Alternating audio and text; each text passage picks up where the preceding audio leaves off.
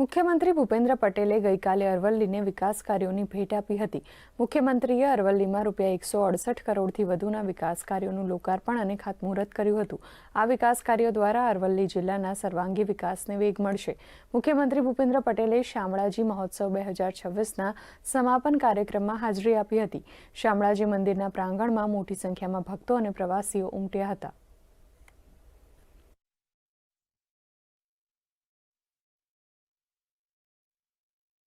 वडाप्रधान श्री सोमनाथ लईने शामळाजी धाम अंबाजी पावागढ़ दरेक तीर्थोना मूળ તત્વને સાચવીને વિકાસ કરવાનો અભિગમ અપનાવ્યો છે।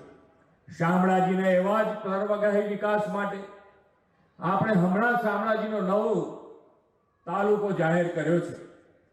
નવો તાલુકો બન્યા પછી આ પહેલો શામળાજી ઉત્સવ સમગ્ર જિલ્લા માટે વિકાસ ઉત્સવ બન્યો છે।